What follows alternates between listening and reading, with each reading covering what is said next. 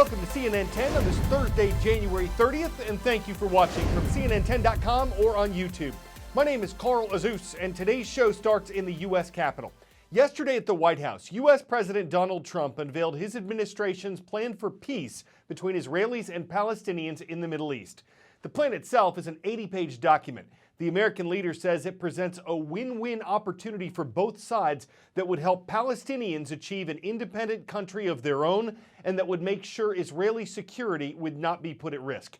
President Trump called the plan a realistic two-state solution that allows Israel to take a giant step toward peace. But like the plans of previous American leaders, this proposal is controversial. Critics say it strongly favors the interests of Israel over those of the Palestinians. And though Israeli Prime Minister Benjamin Netanyahu called it the opportunity of the century that Israel would not miss, Palestinian Authority President Mahmoud Abbas called it the, quote, slap of the century and said there was nothing new in it. Part of the plan and the controversy concerns Jerusalem. It's a city that's holy to Jews, Christians, and Muslims. Though the White House proposal suggests doubling the amount of territory controlled by Palestinians, President Trump says it would also keep Jerusalem the undivided capital of Israel.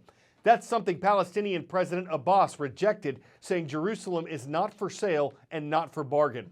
That issue is just one of the disagreements that makes a Middle East peace plan so difficult to achieve. The idea behind a two-state solution is an Israeli state next to a Palestinian state. Two states living side by side in peace and security. That's been the goal of virtually the entire international community for decades. So why hasn't it happened yet?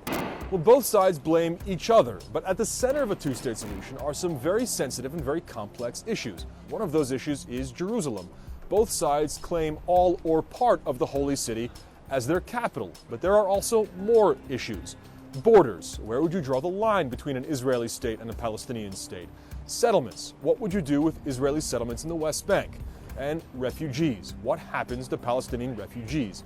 All of these are very sensitive issues that need to be discussed before a final two-state solution can be recognized. 10-second trivia. On average, how many full moons are there in a year? 11, 12, 10, or 14?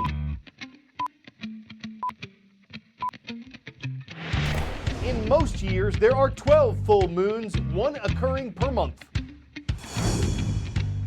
But this year, there will be 13, with 2 full moons in October, and when you have 2 full moons in 1 month, you have what's said to be a blue moon.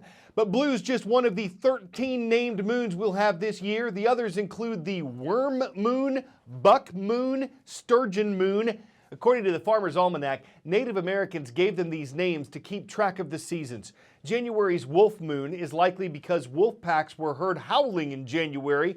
March's worm moon is named for signs of earthworms appearing in the warmer ground. To add to this moon gazing, there's a pair of penumbral lunar eclipses coming this summer. A lunar eclipse happens when the sun, the earth, and the moon line up in a straight line in space, with the earth smack in the middle. The sun shines light on the earth, which casts a shadow, and as the moon moves deeper into that shadow, it appears to turn a dark reddish color. Why red? Because the atmosphere is filtering out the blue light. Some people have nicknamed this effect the blood moon.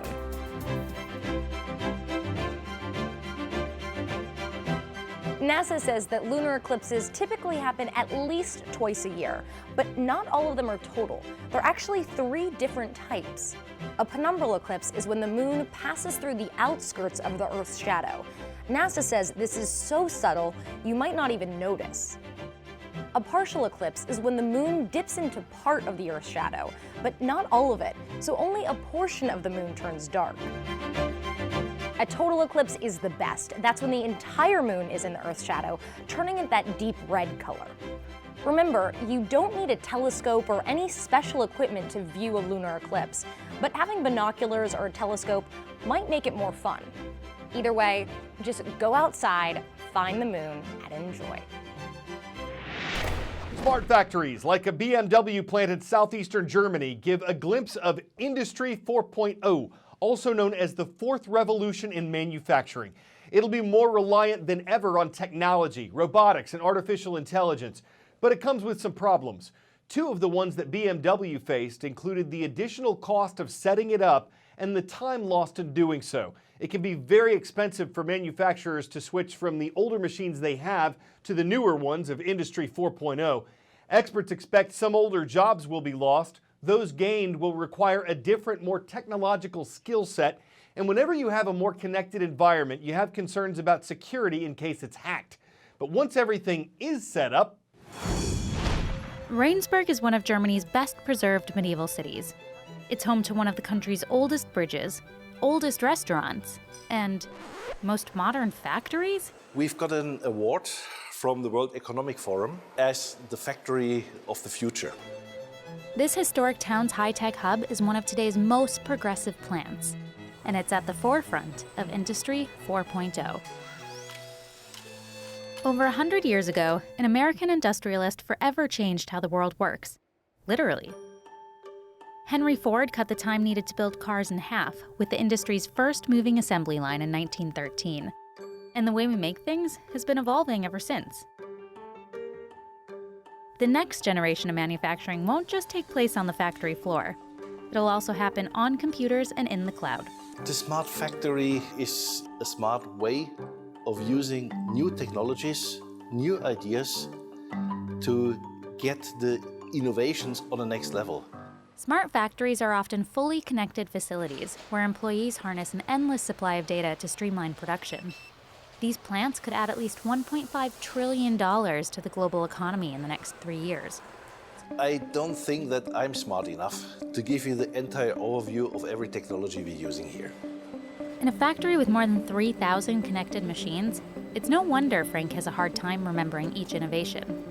A custom-made Internet of Things platform links these tools with materials, which receive laser-printed labels, allowing info to be analyzed and tracked every step of the way. Now we can combine data. What was humidity? What was the temperature?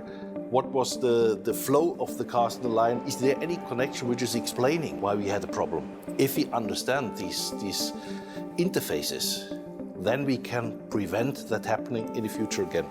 Assembly line teams wear smartwatches and gloves that help customize cars quicker, and autonomous vehicles streamline logistics by delivering parts. These technologies allowed BMW to cut the time needed to deploy new applications by 80% and reduce quality issues by 5%. It also landed the plant on the World Economic Forum's list of the most technologically advanced factories in January 2019. Of more than 1,000 contenders worldwide, only 7 were picked. Despite the buzz around the potential of new tech, Frank says that there's one resource that always outshines. A smart factory is driven by smart people.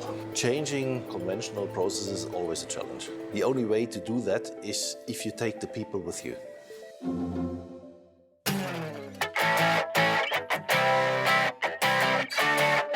Artist Carrie Johns says she thinks of herself as a big kid. Her favorite canvas is popular with a lot of kids. It's an Etch-a-sketch, like the plastic kind with the knobs and the 1960 technology and the "it's really hard to do this on one" factor.